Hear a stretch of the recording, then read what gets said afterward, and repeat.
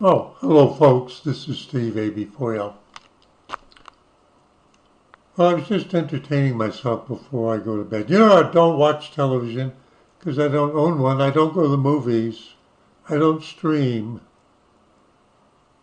I just let the stuff online amuse me. So this is nothing in this episode is a promotion, nor is it a recommendation. So this website is Zero Hedge.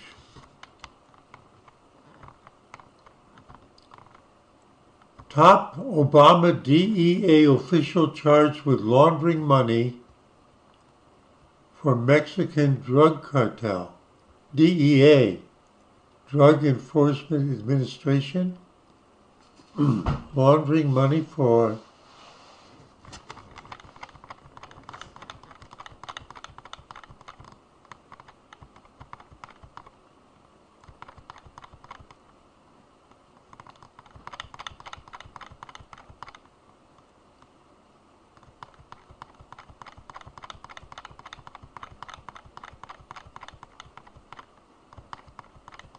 Here it is. Major climate crisis study retracted over inaccuracies as doom narrative collapses. Now that's the title of the article.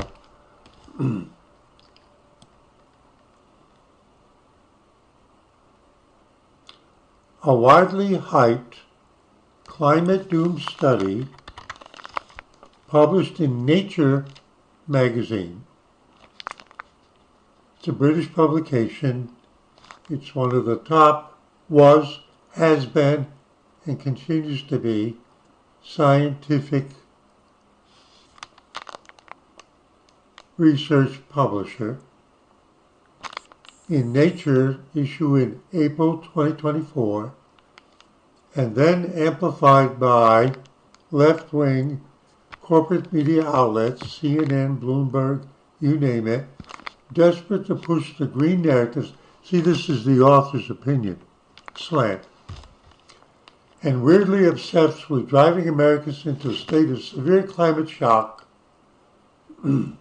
has now been embarrassingly retracted. The article that made headlines in the proletariat news organizations has been retracted. On Wednesday, it's now December 6th, Saturday, 2025. On Wednesday, Nature, the magazine, editorial board, retracted the study titled The Economic Commitment of Climate Change after economists, not the original article authors, but other people, discovered that flawed data from Uzbekistan had heavily skewed the results.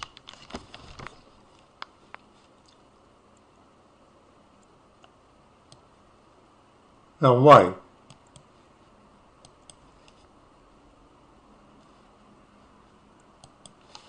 It's a Muslim country in Central Asia. Here's Iran, here's Afghanistan, here's Turkmenistan, you've heard of that, and here's Uzbekistan. Next to Kyrgyzstan, next to Tajikistan. Now Tajikistan is where Itchy Boots is right now. She's a Dutch gal on a motorcycle with cameras on her, and you should see what these places look like.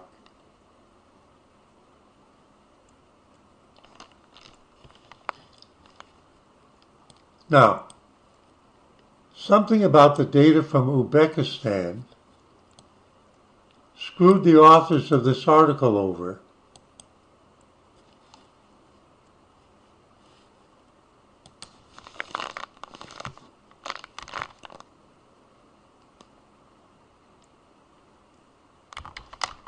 Uzbekistan net worth, 2025.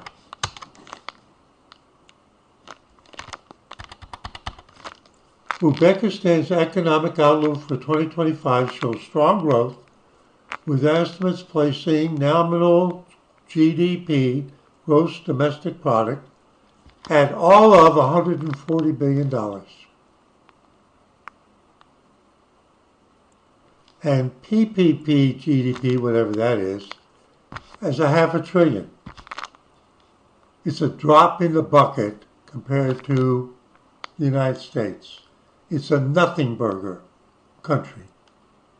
It's full of literally mountains and rocks and little else. I watched the YouTube series Itchy Boots. I know what that part of the world looks like. You should go watch her series and see for yourself. There's nothing there.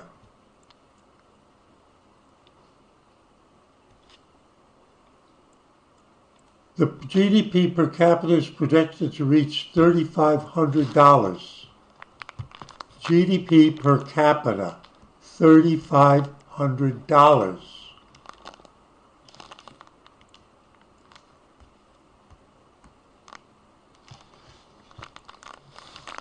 They hope that the GDP will be $200 billion by 2030.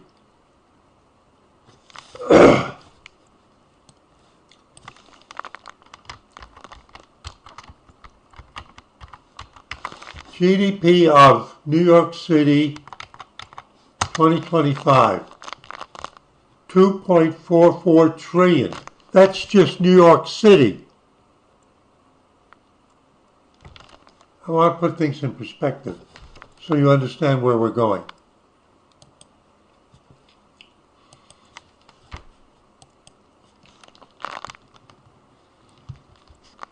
If the Uzbekistan data is excluded because somebody discovered that errors in the Uzbekistan, middle of nowhere, 99% Muslim country with no economy to speak of, somehow the data from that no place skewed the results of the study when they included all the rest of the world too? How bad was that data? They didn't notice it was all zeros? You'll see what I mean in a minute.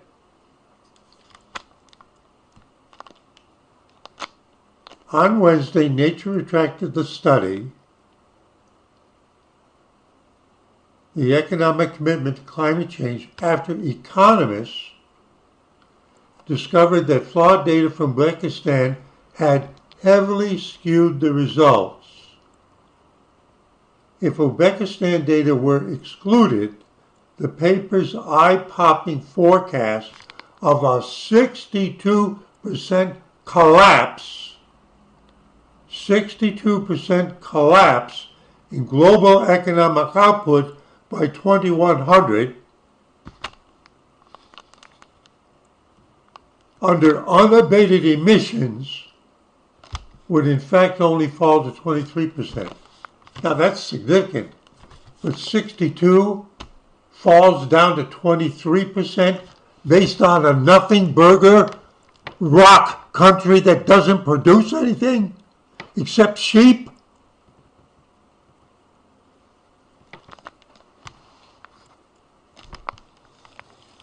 Then most of you wouldn't even be able to tell what continent it was on.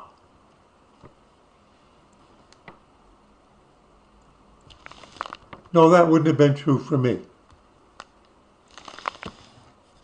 Let's just let my mind wander a second. I believe that Uzbekistan has the capital city of Tashkent.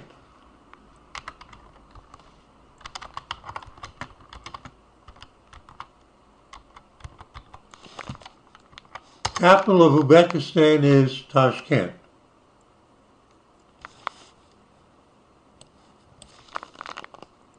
Famous war-ending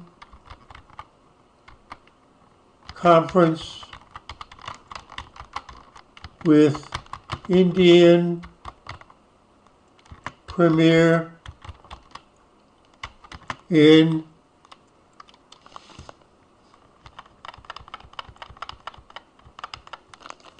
Tashkent.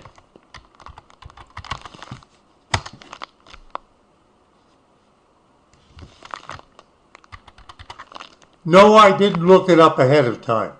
I'm old. The famous war-ending conference in Tashkent was the Tashkent Conference in January 1966, when Indian Prime Minister Lal Shastri and Pakistani Premier President Khan, with Soviet mediation, because Tashkent was a republic in the USSR, with Soviet mediation by Kosygin, signed the Tashkent Declaration to end the 1965 Indo-Pakistan War. Shastri died the next day in Tashkent, which was just a side headline. And why would I know? Because living in Philadelphia, I had an Indian apartment mate. So of course I would know about it. Indian apartment mate. Yes, there had been a major war between India and Pakistan, among other several wars. Yeah, I know what Tashkent is. Do you? It's a nowhere place. Now, the article claims that there are all kinds of global climate crisis, inevitable, unprecedented, and irreversible. The Guardian. Code red for humanity. Daily Financial Times. World likely to be 1. Now,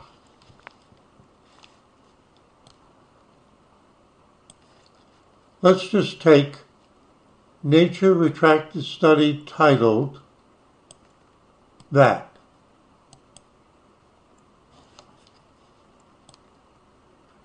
Euronews, Yahoo, climate study warning of $38 trillion a year hit to economy yanked for faulty data. Major study on catastrophic costs of climate change retracted. MSN.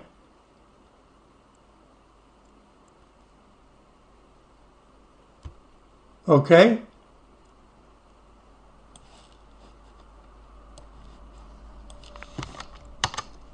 Whoop.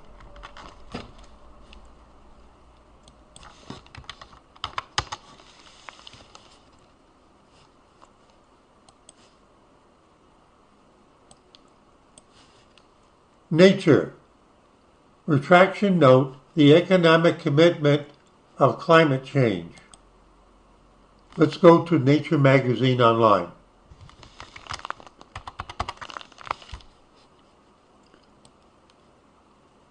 Remember, international policy has been influenced by this study, and it's crap.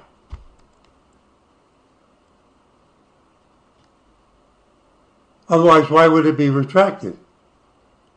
Well, they try to squirm.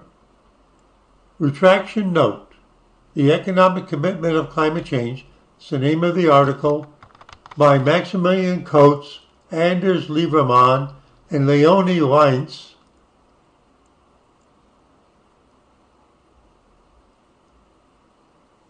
It was originally published 17 April 2024, a year and a half ago. The authors have retracted this paper for the following reasons. Post-publication, the results were found to be sensitive to the removal of one country, Uzbekistan. So how many countries were in the study? 2? 10? 100? How many countries were in the study? Because once you know that, then you can get a feeling for how big a mistake this was. found to be sensitive to the removal of one country, Uzbekistan, where inaccuracies were noted in the underlying economic data for the period of 1995 to 1999. Furthermore, spatial autocorrelation was argued to be blah, blah, blah. The authors corrected the data for that period of Uzbekistan. They also accounted for the changes led to discrepancies in the estimates for climate changes by mid-century with an increased uncertainty range and a lower probability of, in other words, the results were falling into being pure shit. Now here's the important sentence. The authors acknowledged that these changes, if they were to try to make corrections to the articles and the final results claimed, the authors acknowledged that these changes are too substantial for a correction, leading to the retraction of the paper. In other words, it's junk. An updated version of the paper with these changes, which has yet to undergo peer review. What's peer review? Other experts read the article, presumably, originally, and say, yeah, this looks okay. I approve of its publication. But now, after revision, it's going to have to re-go. Are they going to send it to the same junk reviewers? Junk reviewers? We need to know their names. They didn't catch it. Self-fulfilling prophecy. An updated version of the paper with these changes, corrections, which has yet to undergo peer review, in other words, they're not approving it, Nature's not, is publicly available with continuous open access to its data and methodology, and they give a link to it.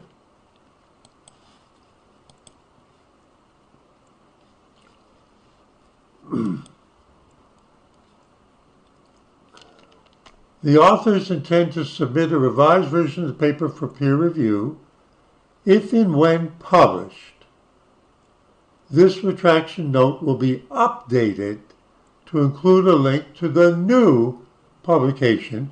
Now, it begs the question, will the newly published revised article contain the link to the retracted article so that people will be able to get the correct perspective? I don't know. The authors of the original article appreciate the corrective role of the global scientific community and thank four people, for bringing these issues to their attention. All authors of the original article agreed to this retraction. In other words, now, the reason why I'm doing this is because, well, I thought this name was interesting. Somebody named Thomas Bear Park. Bear Park. And when I looked at who he is, I went, wait a minute. Is this what kind of person it took to catch this kind of stuff when the peer reviewers, who are supposed to be even more expert, didn't get it? Now, you don't understand what I mean. Google search. Princeton University. Tom Bearpark is a PhD candidate. He's not even called doctor yet. He's doing his research for a PhD.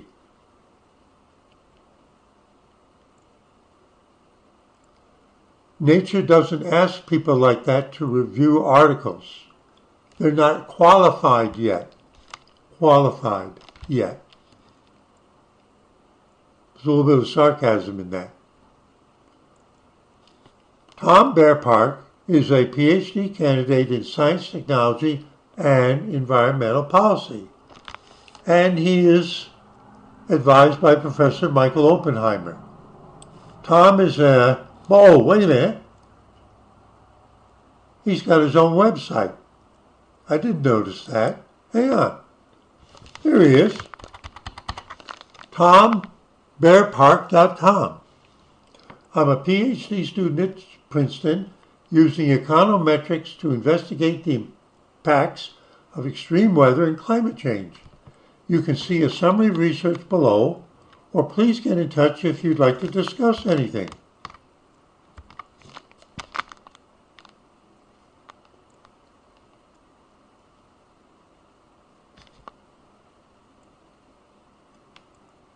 So he's published something already. Good. And it's been in Nature. Mortality in 2025. 2 of them. Oh, wait a minute. Wait a minute. Here it is. Data anomalies and economic commitment of climate change. Along with these 2 people in Nature.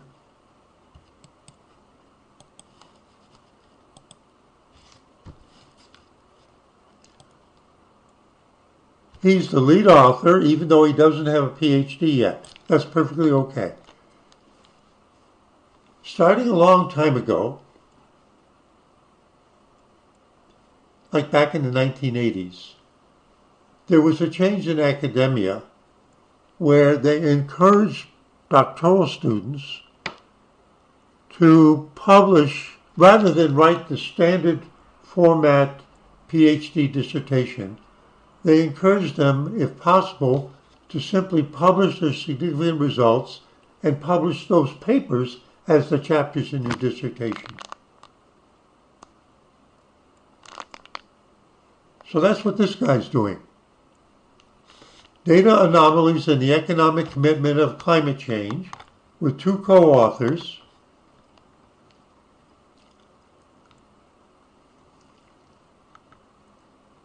Here we showed that data anomalies arising from one country in that bigger study, underlying their gross domestic product data set, Uzbekistan, substantially biased their predicted impacts on climate change. They underestimate the statistical uncertainty of the blah, blah, blah, blah. So this guy, who's interested in exactly these kinds of studies, among other things, apparently was reading the article and went, this sounds like bullshit to me. There's something the matter. He may already have been familiar with the data from Uzbekistan in his stuff. And then he's going, oh shit, they stepped in the shit and they didn't know it. Now I got them. Because their names are bigger than mine. And when I should clamp the bear trap on them, that's a professorship for me when I graduate.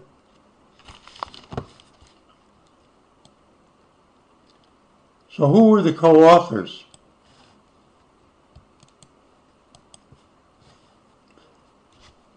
The lead author is a graduate student.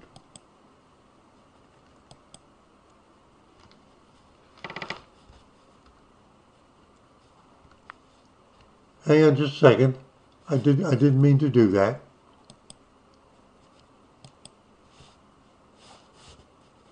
So who is Dylan Hogan? I think that's a unique enough name we can find out. He's an MMA fighter. No.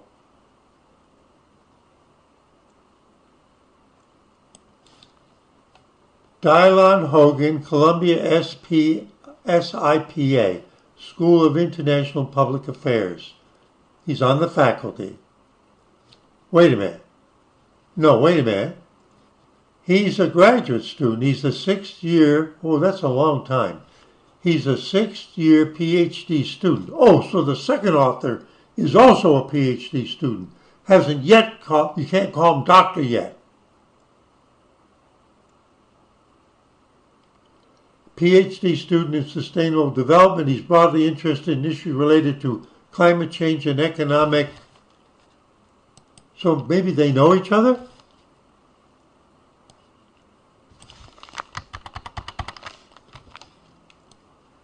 Now, he may have graduated by now.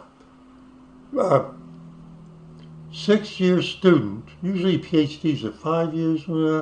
Sustainable development. He's broadly interested in issues related to climate change, economic development, with particular interest in the role of adaptation mechanisms in reducing impacts to human.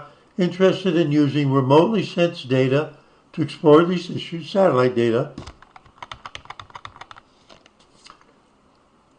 Prior to starting his PhD, Dylan worked for the Climate Impact Lab, an interdisciplinary group at University of Chicago, big name, estimating social impacts of climate change. Okay, and he's contributed to the analysis of mortality, ag yield, and labor productivity. He's got a BA in applied math and economics from Brown, which is in Rhode Island. So he's a smart guy, but he's a graduate student, pulling down big deal authors. Wait a minute, who's the third author?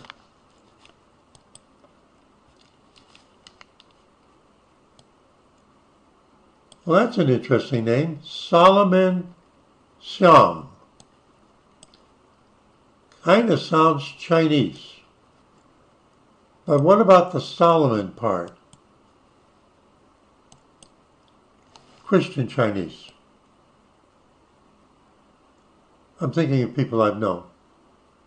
He's currently professor of global environmental policy at Stanford Doerr School of Sustainability.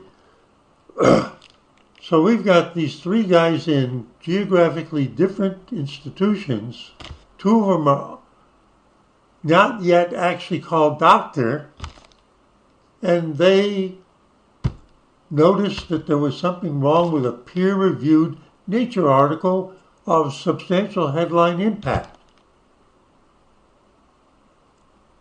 that just got retracted yesterday or the day before.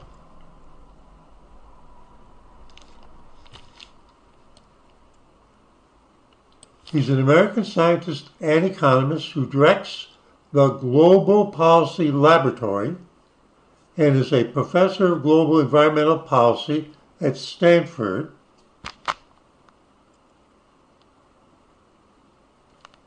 He co-founded the Climate Impact Lab and is a National Geographic explorer. And there's a Wikipedia article about him. And he's got his own website, like those other guys.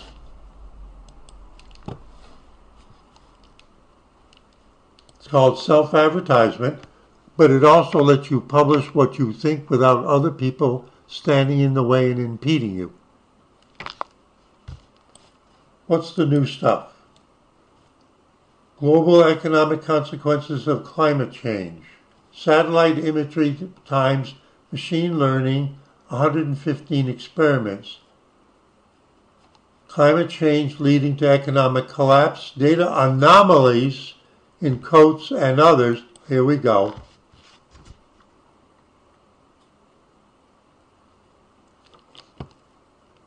This is on nature.com articles. Matters are rising. When something gets, I'm interpreting, when something gets published in Nature and it has some kind of impact that was unexpected, I'll say it that way, there's matters arising. Pay attention because something we published, the status or significance, it may change. Data anomalies and the economic commitment of climate change. Well, the economic commitment of climate change was the name of the original article by other authors. And by September, which was published in April of 2024, and this was submitted in September of 2024 and finally accepted in June of 2025 and published online in August. So the three authors of that original paper analyzed how sub-national gross domestic product growth responded to year-to-year changes in temperature and precipitation. They reported if historical relationships continue to hold, global GDP would be lowered by roughly 62%, central estimate, in 2100. Here we show that one, data anomalies arising from one country, I don't know how many. The original authors used over 1,000 locations.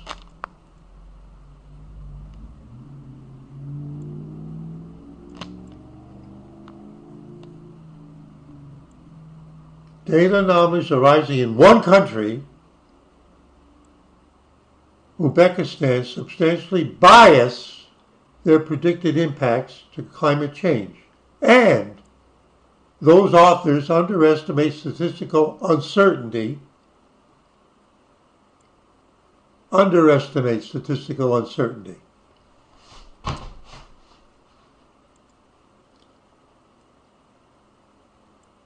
You make a prediction. Then you do a statistical test based on your data, how much variation there is in your data, and you say, what's the chance that our estimate is substantially wrong by a certain amount? Is it 10%, 1%, 1,000%? That's what they're talking about. And basically what they're saying is they were assholes for the way they did it because they didn't actually check the individual data for even being valid, but they included it, thinking that being one out of more than 1,000 data sets, even if it was, it couldn't possibly influence things that much, which turned out to be exactly backwards and wrong, according to others who reanalyzed. The original authors underestimate the statistical uncertainty in their future projections. And 3, additional data quality concerns. Where did you get that data from Uzbekistan? Did some asshole just make it up because you gave him $100? Or did it come from a reliable, established, well-known, certified government agency with known, degreed people? What kind of people do you think there are in sheep herding Uzbekistan? Sheep herding Uzbekistan. Additional data quality concerns in the subnational GDP data warrant further investigation. When Uzbekistan's data are removed and statistical uncertainty is corrected to account for the spatial correlations, the original central estimate aligns, and the new estimate is just a repeat of what other people have said. And there's nothing substantially different than what other people have said, in contrast to the headline-grabbing, sudden, unexpected avalanche of disaster that these people were predicting.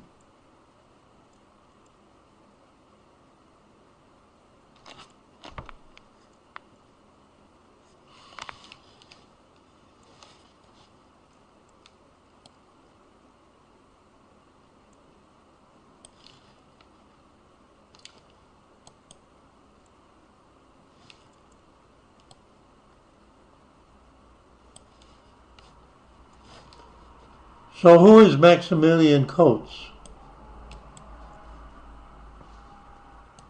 One of the original authors. Potsdam Institute for Climate Impact Research. He's a guest researcher in the research department, Complexity Science, and holds a current Marie Curie postdoctoral fellowship. So he's got a PhD. You know who Marie Curie was, right? You know who she was, right? She was a Polak. You remember her? You know Miss Radiation herself? I'm not being disrespectful.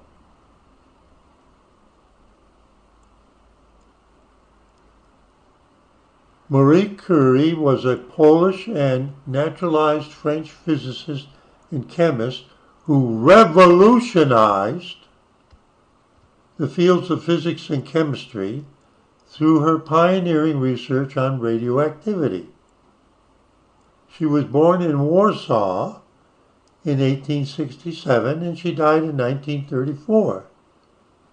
She discovered radium and polonium. Why would that element be called polonium? To honor, well, since she discovered it, she named it, and she named it for the country she was born in. Nobel Prize in Physics, Nobel Prize in Chemistry. So this guy is a postdoctoral fellow financed by an honorarium in the name of a female, early female Nobel laureate.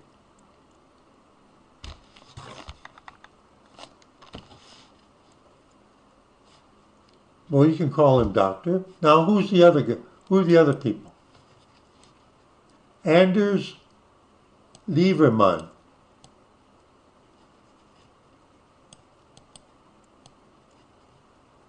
Let's see who he is.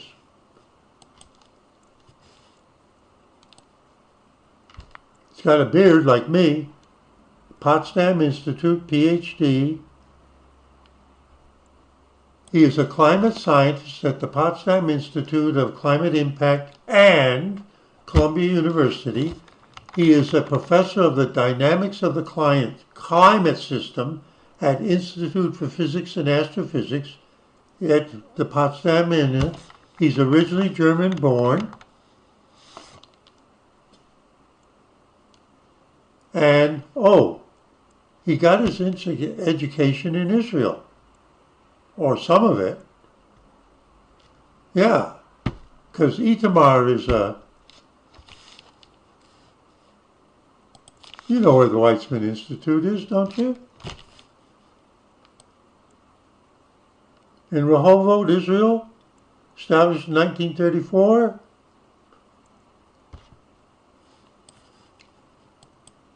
It's interesting, they only list 2 years there.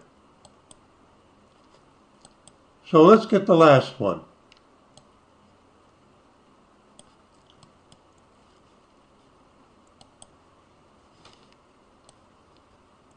It's a gal. Yep, that's the one. She's 37. Professor of Environmental Economics, Climate Damages and Adaptations at the Technical University Berlin. Deputy Head, Complexity Science.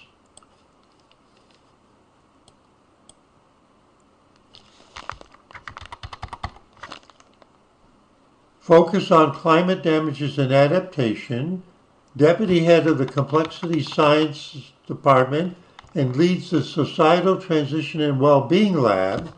She conducts research on the societal and economic impacts of climate change by use of various quantitative, that means statistics, methods. In particular, she studies how we, individually and societies, respond to weather extremes and a changing climate environment with the aim of deriving robust estimates. Robust means you can't knock them down, which is the opposite of what their paper was.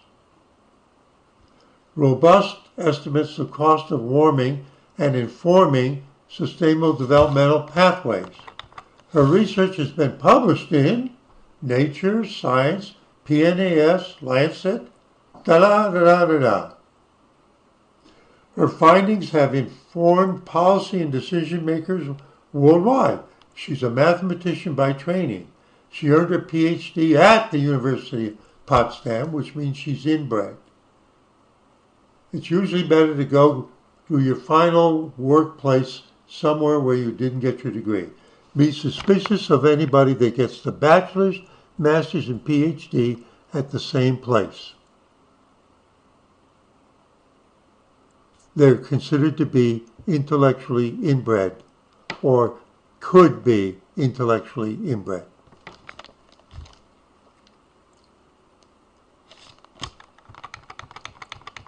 She's listed twice among Germany's top 40 under 40.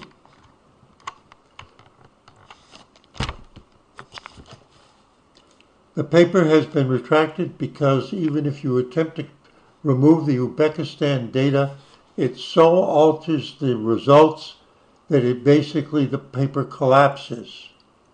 And so when they redid the paper, they're attempting to get it peer-reviewed, to republish it with minus the Uzbekistan data. See if anybody will take it after being disgraced. This is a major downfall, folks. They're supposed to be experts at quantitative statistics, but they're not.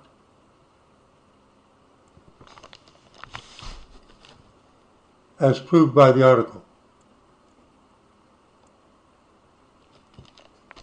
Remember what I said about the inbred thing? It took graduate students somewhere else reading the article going, huh? How did they get this big a jump in the estimate of catastrophe? And so they started, since the data is available that they had used, they started looking through it. And then apparently 3 of them didn't have any trouble finding the Uzbekistan shit.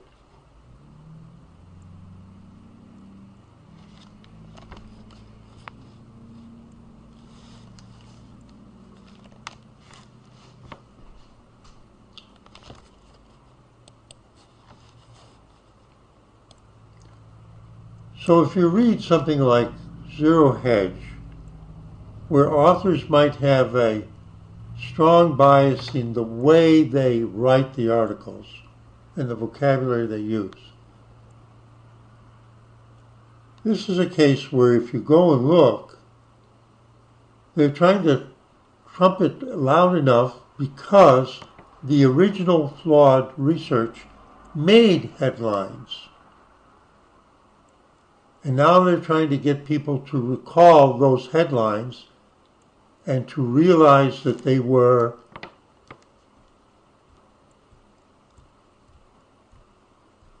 defective.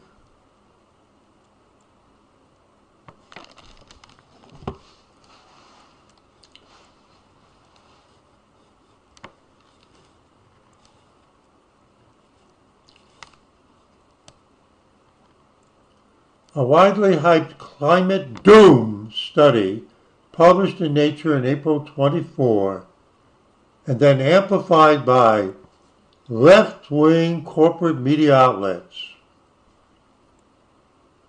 He's being, does anybody at CNN could they actually evaluate a Nature article? Can you name one person? Or at MSNBC? Could you name one of their faces that you see that have the background necessary to even evaluate? But you know what they did? Is they trusted that if it got published in Nature, then it's solid gold. Except you know who else is disgraced in this? The Nature editorial board. And in particular, I don't know if they mentioned who the reviewers were. Their names are potentially shit also. The go-along gang. I don't know who they are, so I'm not disparaging anybody personally. I'm just commenting in general. Now I'm going to give you a closing historical note.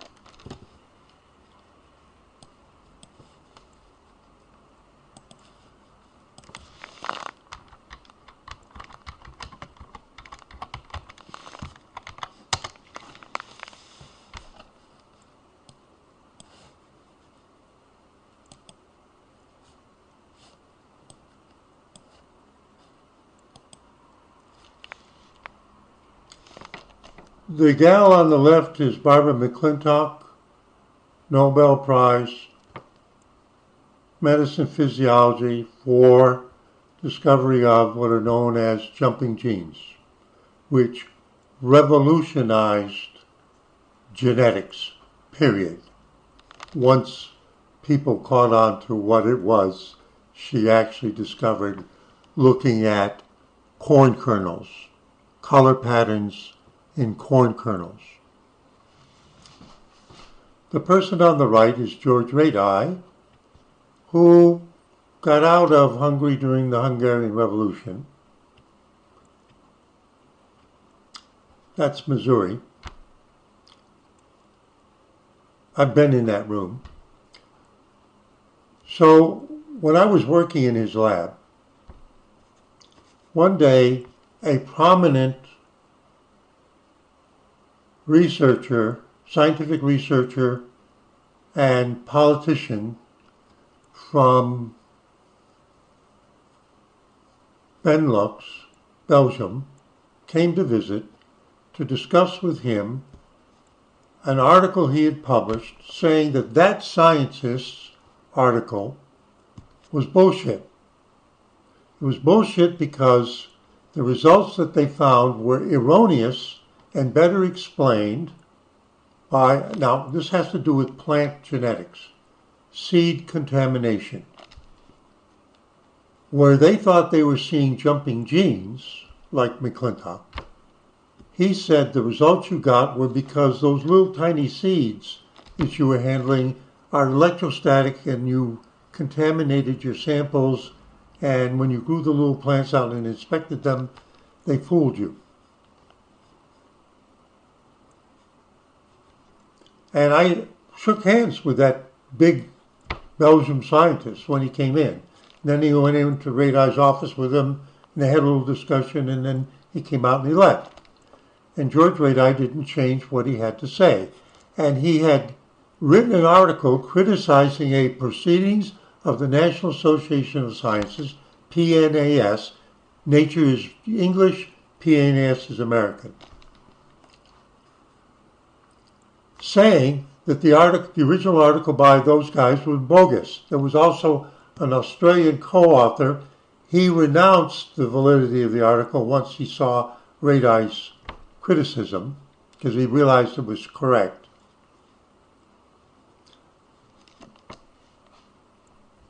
So Radai he submitted his article to PNAS criticizing that flawed paper, and they rejected it.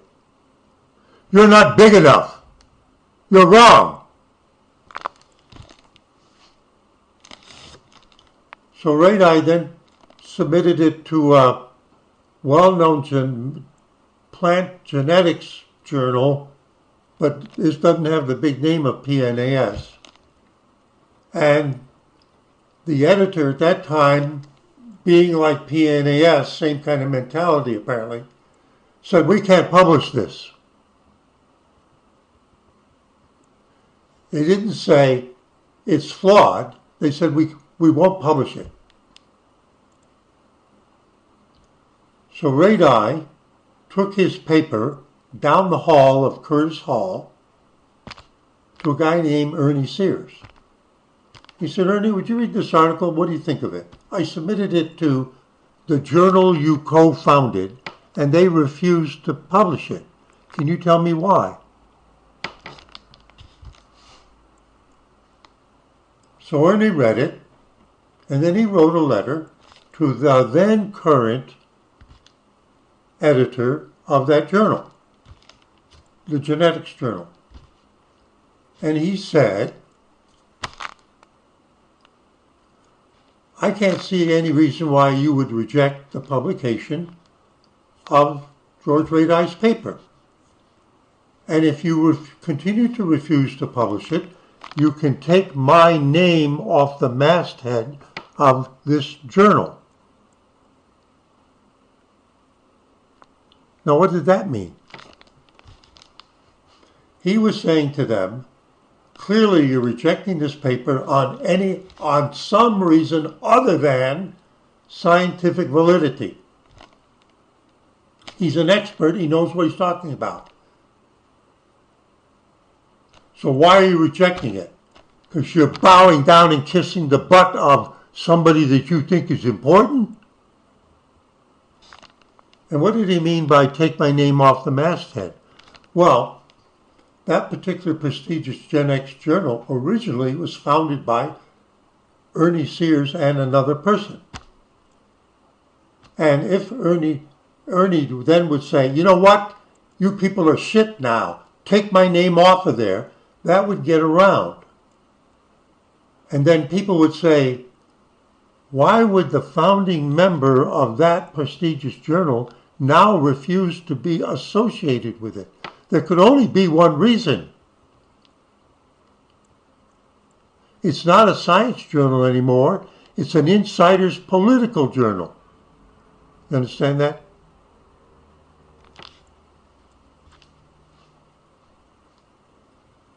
So they published Radar's article. And that led to the retraction of the PNS article. Because then word got out. It's a nice idea that these people think they saw this, but it's defective. The probability is it's seed contamination rather than actual science. And why do I tell you a story like this? Because essentially that's the same thing with this retracted Nature article. They may sound like they're different, but they're both of the same stripe.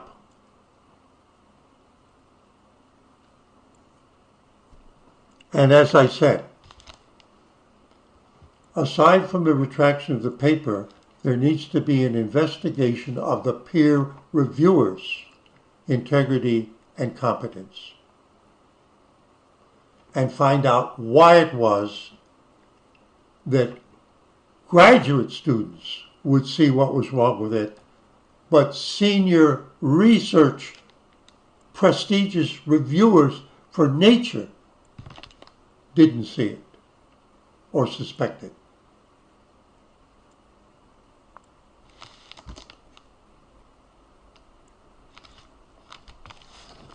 That's why I was interested in going on about this article.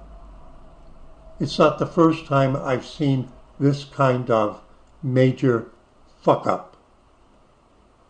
And you have to ask not only how did it happen scientifically, but why did it happen politically, maybe.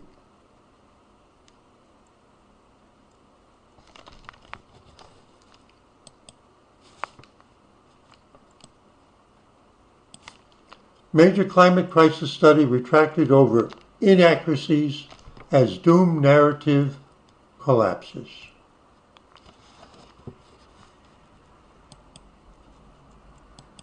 One last thought.